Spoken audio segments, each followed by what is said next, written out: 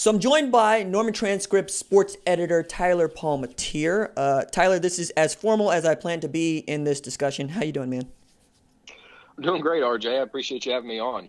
No, I appreciate you and the reporting that you have done because over the last 2 weeks, we went from basically covering the coronavirus 24/7 to covering the coronavirus and Black Lives Matter and all matter of things in this very weird time, especially around college football. So first, what has shocked you the most about the past 2 weeks? I think it started. I think what happened to George Floyd was certainly shocking. But what's sad is there's a certain numbness probably in America to that over, the last, you could go back a long time, but let's just keep it in the last 5 years, maybe back to what happened with Trayvon Martin. And I guess we've become, at worst, numb to it, but at best, I think what America's used to seeing unfold is there's an injustice that happens, a terrible thing, a racially charged killing, and we know how the cycle plays out from there. There's outrage, and in this case, there were protests that became, violent in some cases, destructive, and we've even seen that before. But I think America is used to watching it burn itself out, in some, maybe relatively quickly. And I think I don't know what day it was last week where as I was writing about this, it kind of became, at first it was the death of George Floyd has sparked protests nationwide. At first it started, major protests have arisen in certain select cities. Then it became 25 cities. Then it became practically, every city. And then I think I don't mean shocking in a bad way. I think I was just like, all of a sudden I realized in my writing, I think it's appropriate to call this a movement.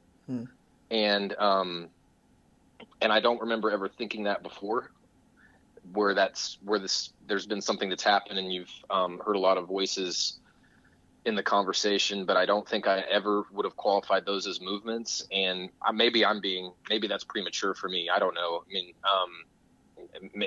I don't know when something becomes a movement, but last week at some point that is what it felt like to me. And so I know at least one time I wrote that because this just feels different. And I don't know if that's a widely felt opinion, but it does feel like it's much bigger than other times where America has gone through this same cycle. So I have been watching this with a very cynical eye, right? Because Trayvon Martin was killed when I was 25. It's 2012. Mike Brown's 2014, right? And now with George Floyd and Breonna Taylor, among many, many others, I have been nothing but cynical. The only movement that I associate is the civil rights movement, and I think that's because it lasted for damn near 25 years, right? I mean, basically. I think you're right. I think it might be too early to pump the movement. Well, no, I mean, I don't know where you're getting at. But I that's what I found myself thinking about. Do I need to call this a movement? But you're right. I think a movement lasts years, and I think you make a good point there, if that's the point you were making before I interrupted you. Well, I mean, and I don't mean to step on anybody's idea of what's happening right now because, I'm so used to just what you said. It burns out. It goes away. However, I do need to acknowledge Lincoln Riley having something to say about this in no small part. Tom Herman not only having something to say, but marching with his players. And the same with Sam Pittman in Arkansas. These are not traditionally places that are, let's say, awakened to any sort of movement that has to do with civil unrest or social justice. So in that way, I can totally understand why you might think something and why anybody might think something is going to change. And that was one of the reasons I really wanted to talk with you and reach out to you is because, like, my my temperature on this stuff is really difficult to gauge because I'm so seeped in it, right? Like, I'm making jokes about politicians and how they have responded to this wearing kente cloth, and I've also been inundated with people that I don't necessarily talk with on a regular basis going, what can I do? And I'm going, it feels real awkward right now because people that I enjoy, right, are people that I enjoy. And I've always spoken to them, and I've probably always yelled at them about issues like this. And yet, for some folks to kind of sort of start to figure it out, it's hard for me not to feel insulted. And I wondered, I mean, you're walking with people, you're watching the protests, you're watching them march in Norman. Did you get any sense of that feeling, or are people just really trying to do that quote unquote listening? I don't know. I mean, I wasn't, and it's hard.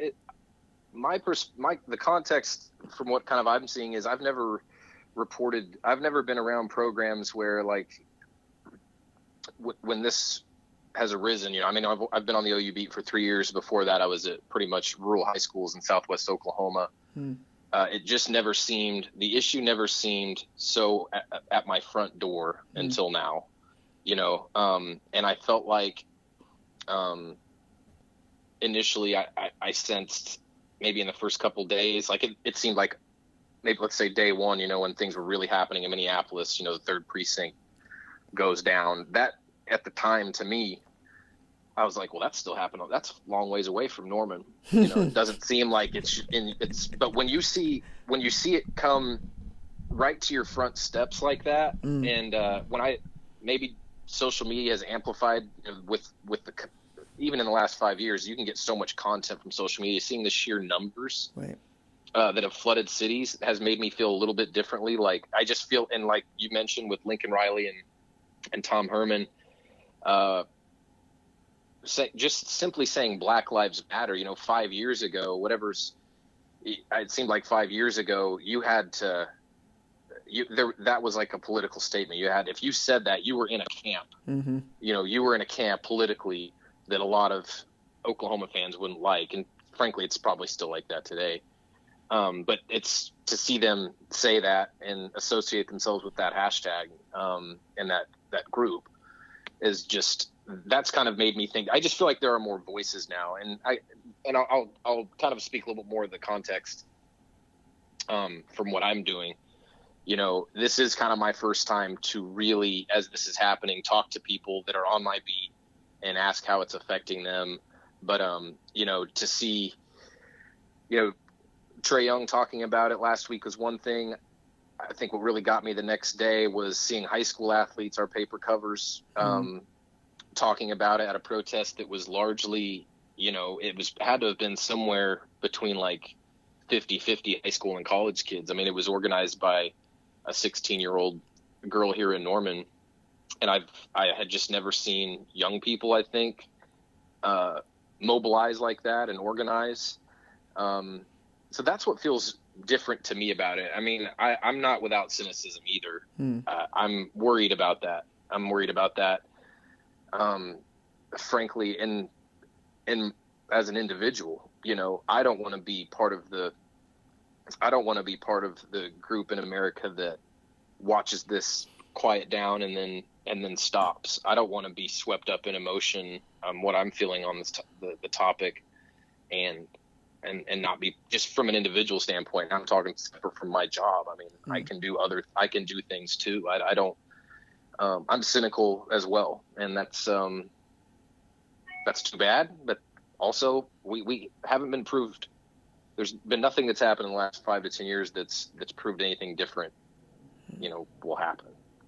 No, and I'm with you, because I didn't get to be cynical growing up this way, right? I think that's something, one, I learned in journalism, and two, just living, right? Because it feels like the more you got your hopes up, the more they were dashed.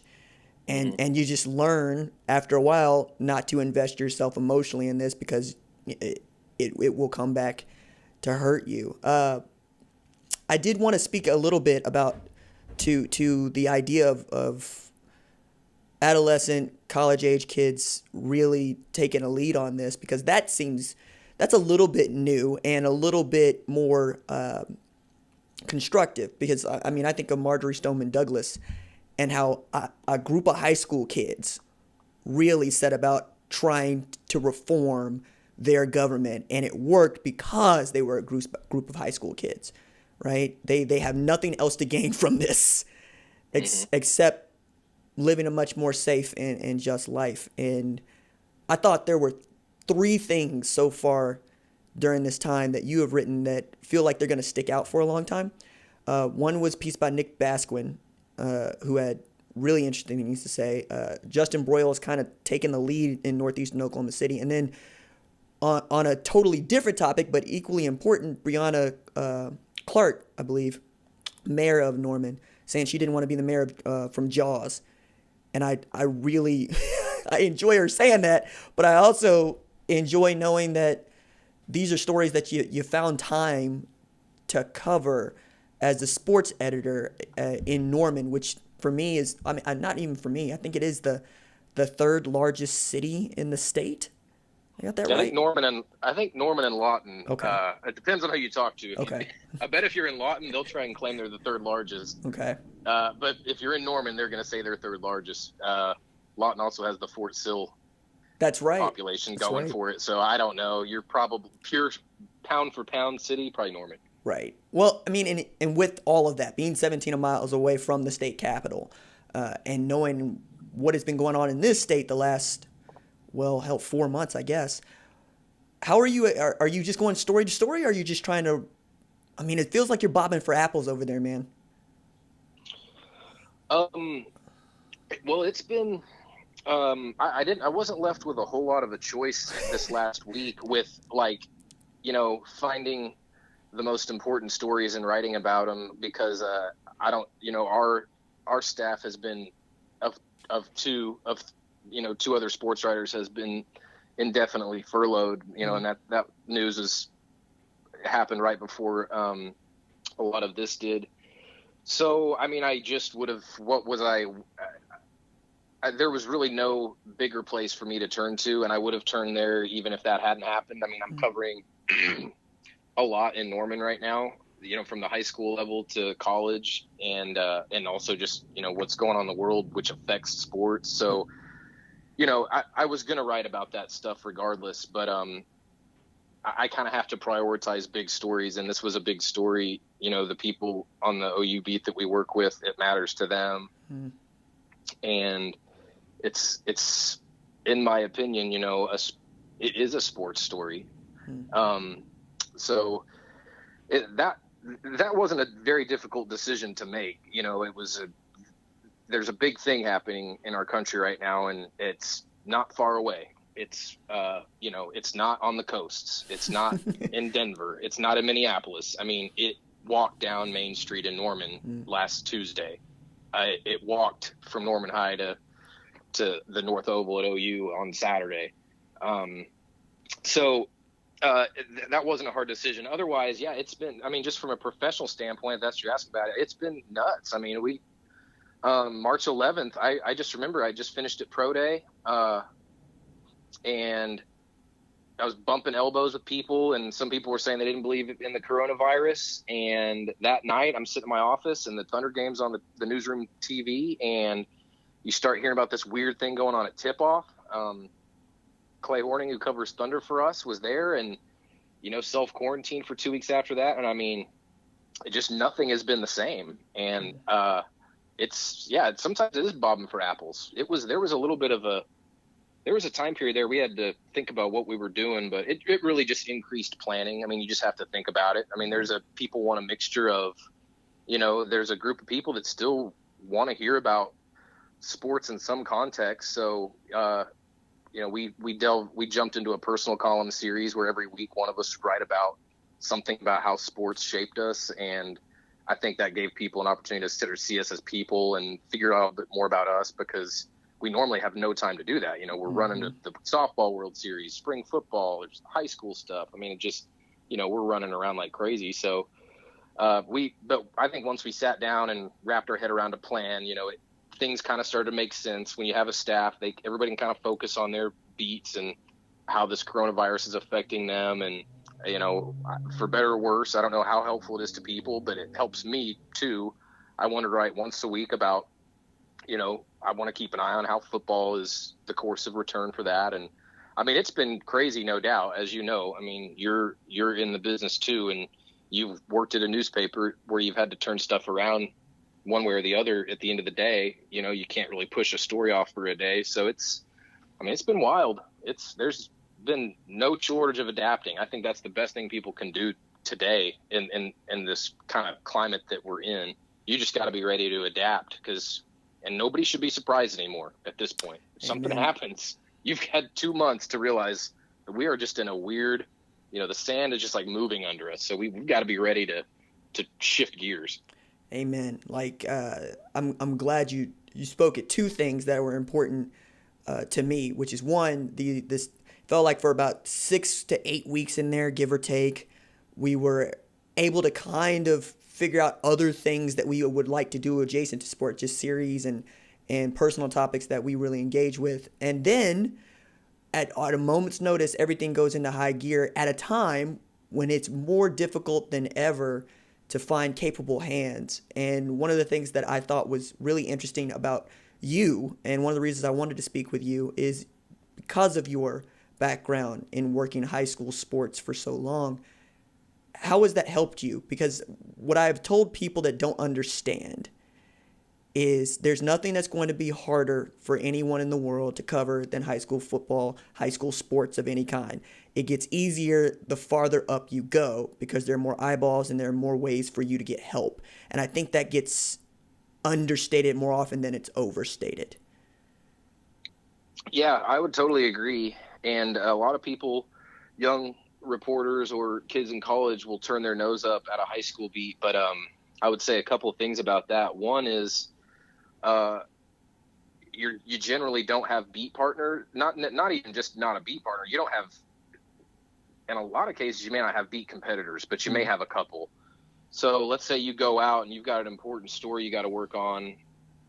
And I mean, if you don't, whatever you come back with is the story. Like, you've got to go scrape a story out. And it could range from something you write in the summer that really isn't, frankly, very important at all. You're just trying to, create content, or it could be a big story. And when you're out there by yourself and there's nobody else on the beat to transcribe, there's nobody else to sort of compare notes with, you're on your own in an island where you've got to find the story and further find a compelling story and then execute it. And I mean, that's one aspect. I'd say the other one is like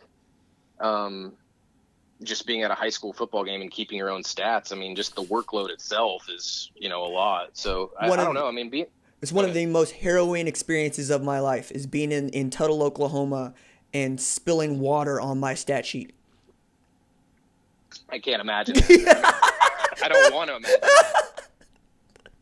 And there was a time before. I mean, I think what you also realize at some point, and when I was just like a nervous reporter starting out, I was like, oh, if I don't have stats, there are no stats this game. Well, there's probably usually a guy on the sidelines keeping them. Right. But I mean, 10, 15 years ago, or I don't know how far we've come here, but like now it's like there's a guy with an iPad usually at every game. So you can go down there and get like a really good look at the stats. But I would say 20 years ago, before the digital, stat keeping became a thing, I mean, you'd have to find a guy with a book, and I don't know. I mean, smartphones have helped and stuff, but kind of getting back to what you said, I mean, it's a great experience because I think a lot of people are on the surface look at a high school beat and the stories there as not that exciting. Well, it's your job to find the compelling nature of what happens in high school athletics, and it goes way beyond, the stats that you're keeping.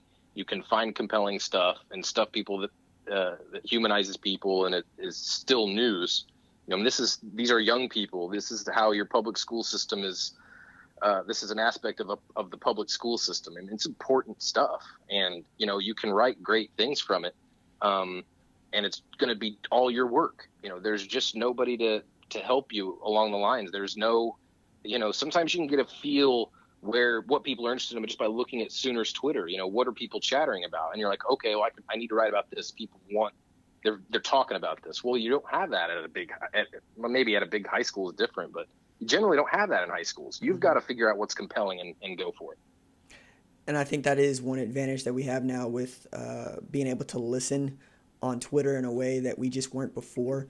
But not like even 10 years ago when I was stringing for the Oklahoman, it was sitting down with Ryan Aber at the time and letting him walk me through how to use this stat sheet that he had been using for years. And that was the way that I learned to keep stats. But more than that, it was like what you're doing right now and just having to talk with people, how to talk with people, who to talk with. Like you learn that not only are numbers important, but people wanting to answer your phone calls, right? Because you were showing face, if nothing else. And I got a really good lesson about, I used to have this hair up my behind about getting a quote from both coaches after a high school football game. And I got just reared by the head coach of Lindsay at the time because they lost to Blanchard in a big way. You don't need to be talking to me. You need to be talking to them. Go talk to them. And I said, "Wow, what?" Well, I mean, like he was pissed, and he had a reason to be pissed, right? Because I was not badgering him, but I wanted a quote from him about the game. And then, I'm a stringer. He doesn't know me. I don't cover him on a normal basis. And that took some time for me to learn. It's like every now and again, you can leave that person alone. You can go with the star player. You can go with the head coach of the other team, and you can get your quotes for your 10 inches. But those sorts of things I think matter most when we're out in spaces like the ones that you've been in, the ones that I've been in at these protests. There are certain people that I know I can talk to give me a lay of what I'm doing here and to try to help me figure out what the story is in a way that, quite frankly, I don't think I would have ever learned just covering OU, because there's just so much that's regimented about college football. And that's not just OU, that's just big-time sports of any kind. And that was, again, one of the reasons that I wanted to speak with you is, are there things that you have learned, or not even learned, just things that you've seen play out that you didn't expect to play the way that they did over the past couple of weeks?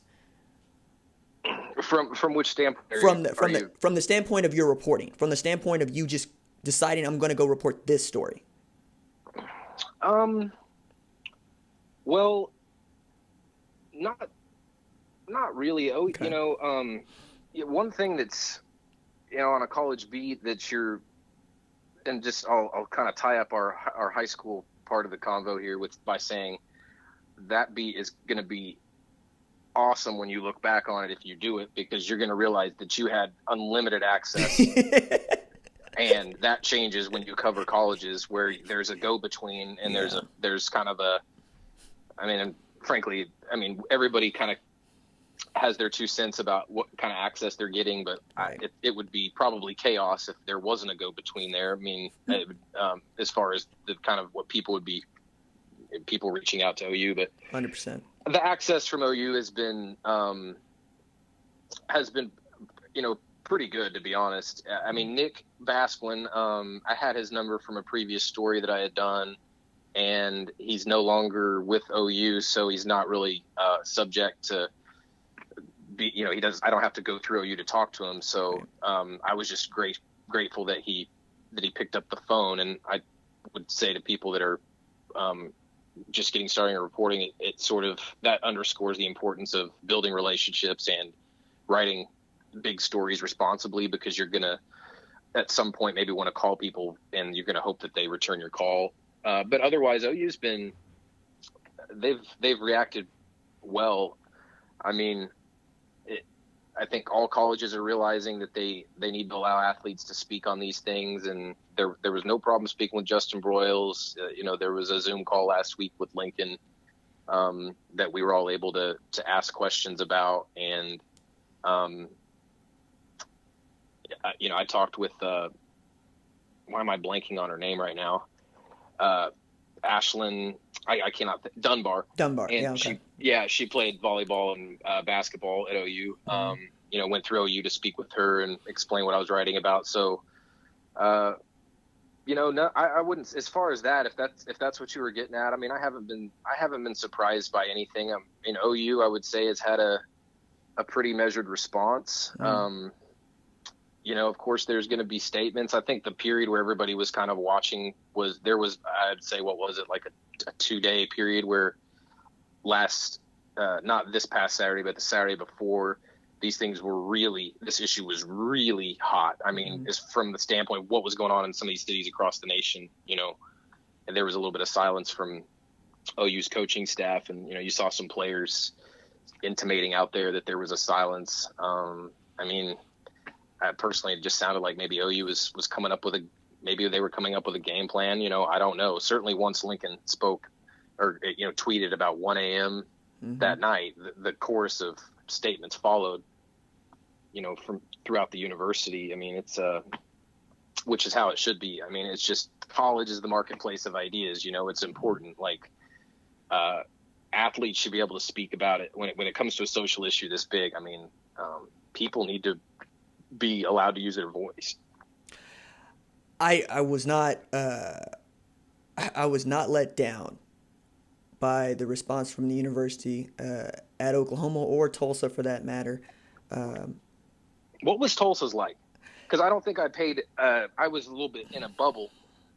So at first, it was not unlike what you described, which is me going, "Hey guys, any day now, any hour now," and then kind of like a cavalcade, right? It was Philip Montgomery and other kids around the program just allowing allowing for the kids to have something to say was the most important aspect of this for me, right?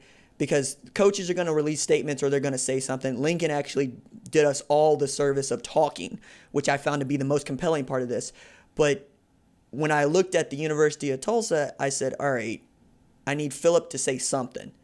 And he did. And then I watched what other coaches had to say, and more importantly, what their kids had to say.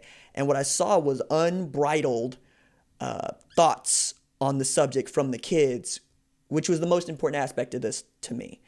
That's what I was waiting on, is so many of the kids are so scared of losing playing time in some instances, or don't want to mess up their relationships with their coaches. And I totally understand that, because you really want to make that person happy.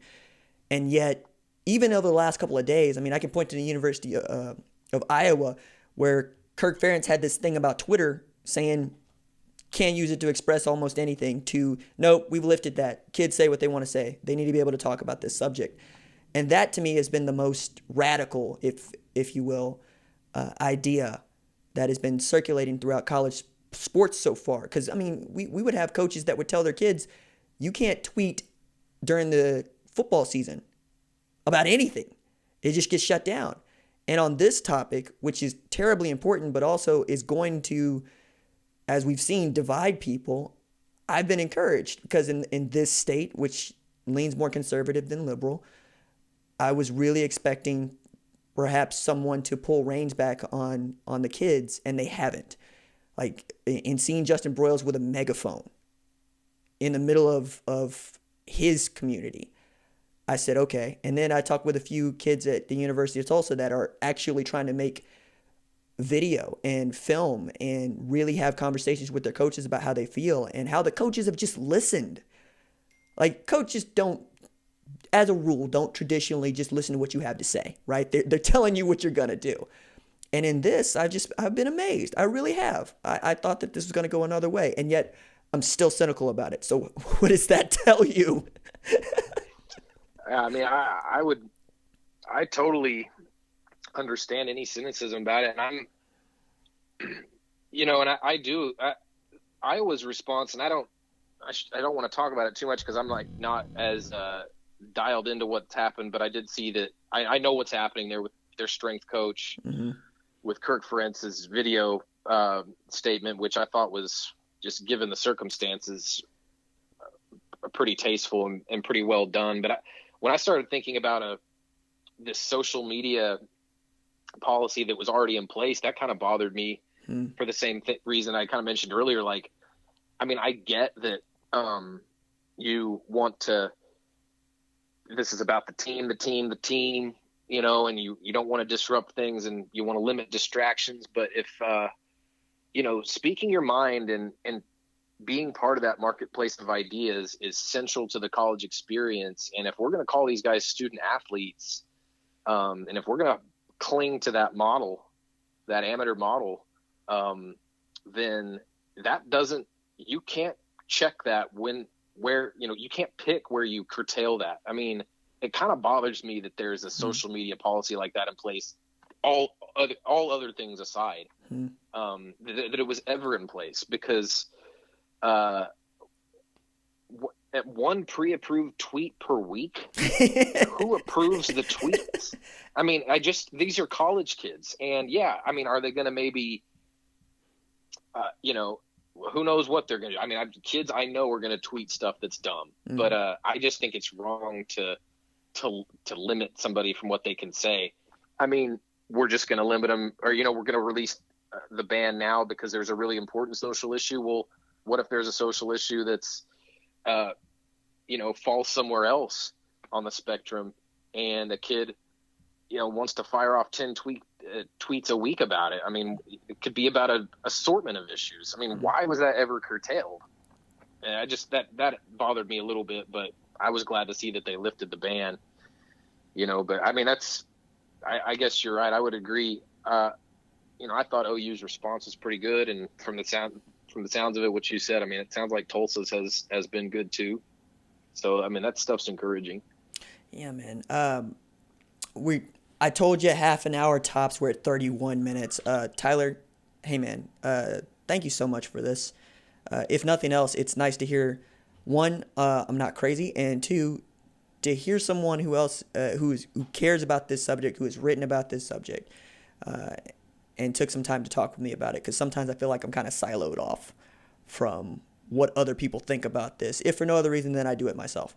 So thank you. Yeah, well, we're also all isolated in some form or fashion right now. I don't know what your situation is in Tulsa as far as, I mean, it's good to hear human voices no matter what. Mm-hmm. And I mean, I'm with you. It's a subject that people, there's a lot of talking and listening that needs to happen. And I'm grateful that you called me up and wanted to do this, because I'm from Tulsa. Owasso more specifically is where I went to high school, and we both. Where'd you go to high school? All right, so I started out at Booker T, and then I wanted to play football, so I transferred to Memorial to graduate. So Memorial is my alma mater. I went to school at Booker T and Memorial. Okay. I was just I know you lived in Tulsa, but I wasn't sure where you went to high school. And I would guess you going to Booker T, being in that school system, you learned far more about the Tulsa race massacre than I did. But I mean, that's become part of this. I've been amazed at how many people across the nation have talked about that the last 2 weeks. And I've had people texting me and asking, did you really not learn about this? And, that's another aspect. Now is a great time for education on this topic for people, and I hope they'll do that. And that means kind of looking at some evil things that have happened in our past. But I mean, I think I learned about the Tulsa race riots as they were when I was in college, and then of course we've seen over the last couple of years, there's been some progress where they've renamed it, because it was not a riot. That's not really accurate. No. So it's just kind of, I think we all need to have conversations like this that we can, as much as we can. Man, I don't know how it is that I got into it in the first place, because it wasn't high school. I think it was quite literally just going to the library, because I grew up in Mississippi and Florida. We moved to Tulsa when I was 13, so it's been my home most of my life. But it was one of the first things that was brought to my attention, along with E.W. Woods and how Booker T. Washington got its name. But it's because you go to Greenwood and you would go, okay, why is it Greenwood? And that naturally sent me down a rabbit hole. And yet, yeah, I think I'm past being angry about how few people know about it, and more to the point to where, okay, it matters to folks. And that is important too, because I look at Dick Rowland and I see myself. Mm-hmm. And that was always, I think that's one of the reasons it always stuck with me, and the details always stick with me. And it is at a very, very, very evil time in race relations as it relates to us. And yet, we're here. And I'm excited about that. I like that. I like knowing we're here. I just don't want to forget. That's all. Yeah. Just don't want to forget. And no, and I think it's crazy watching a friend of mine in Tulsa posed this idea to me. I mean, I don't really know where I stand on it, but there have been so many Confederate statues and things that have come down, and I can't remember specifically what statue that we were talking about, probably a Confederate statue or something when we were having this conversation. But I mean, would it be a good idea to put those? People are saying initially, I think the first thing when some statues want to come down, people say, "Well, this is part of our history. Right? We need to leave that up. This is who we are." Okay. Well, how about we take them all down? I mean, would it be productive to put them in a museum? I mean, should America have a museum of I'm spitballing here. A museum of racism, a history of American racism, and then that way we don't need to scrub evil parts of our. I think we've learned scrubbing evil parts of our history out of the history books is not productive. Should those statues, I mean, rather than, and I don't know what's happening to them, the ones that have been taken down, I have no clue. But I'm asking you, would that be productive? Yes and no, right? Because like we have the National Museum of African American History and Culture in DC, right? But it just opened in 2016. I don't see the reason for a statue, because a statue memorializes an event that already occurred, and if you have a monument for it, fine.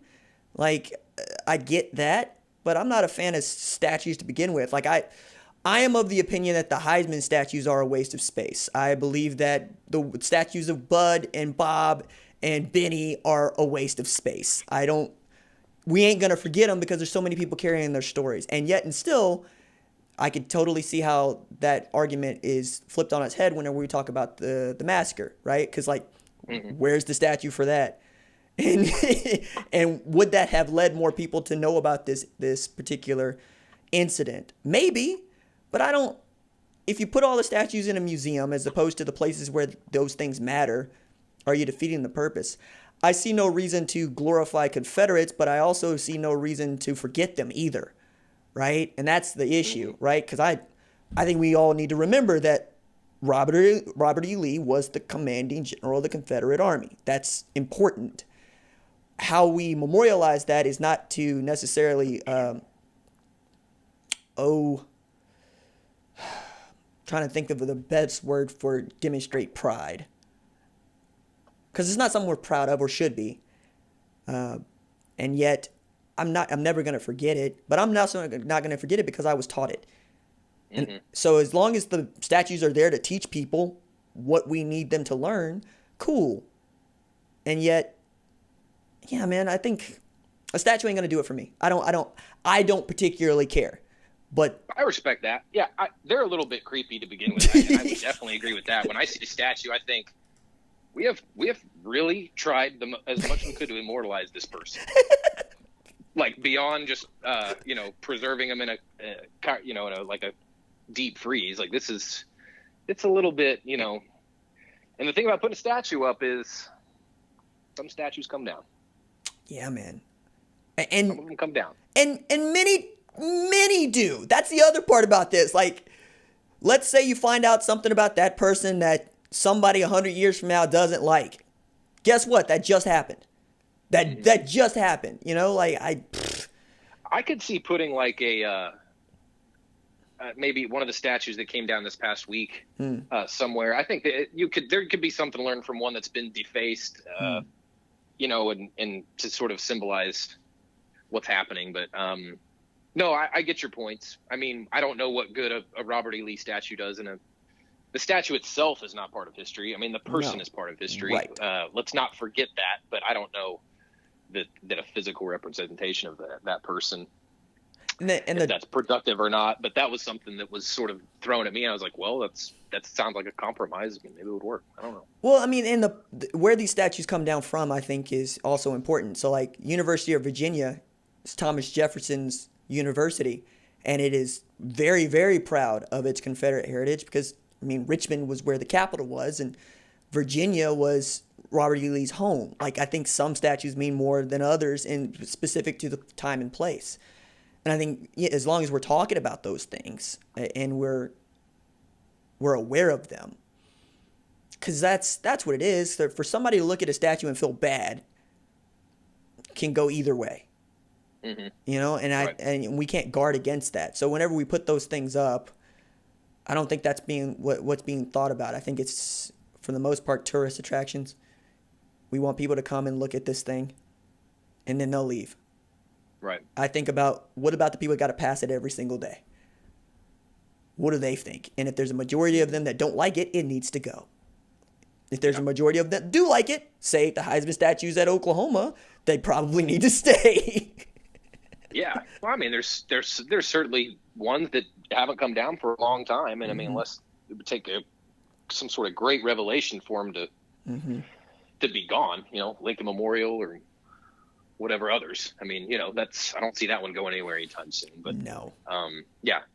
I didn't expect our conversation to go into statues today, but I you know, these are things my brain has just it's been everywhere the last couple of months. So there's no filter anywhere. I've just sort of been it's been opened up to so many different things. Whereas, like in the 6 months before that, a lot of, you know, I was like gearing up to cover OU spring football and trying to wrap my head around all those narratives.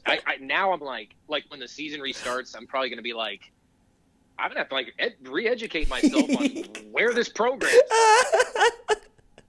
No, first, good. We gotta, don't forget that Jaden Hazelwood, you know, is going to be injured when the season starts. Okay, check mark. You know, just go down the list. Where are we at? State of the program. Oh my God. Jade Hazelwood, Theo Howard. Oh yeah, Obi Obialo. He's here. You know, it's like exactly. Gonna see this number out there. There's an offensive lineman from UCLA. I can't. Chris Murray. I can't think of his name. Yeah. Yes. Right. So it's like, yeah, there's gonna be I mean, you know how the the fall camp scrums are. It's who's battling for time, for instance, like, by the way, like what the hell are those gonna look like? Zoom calls.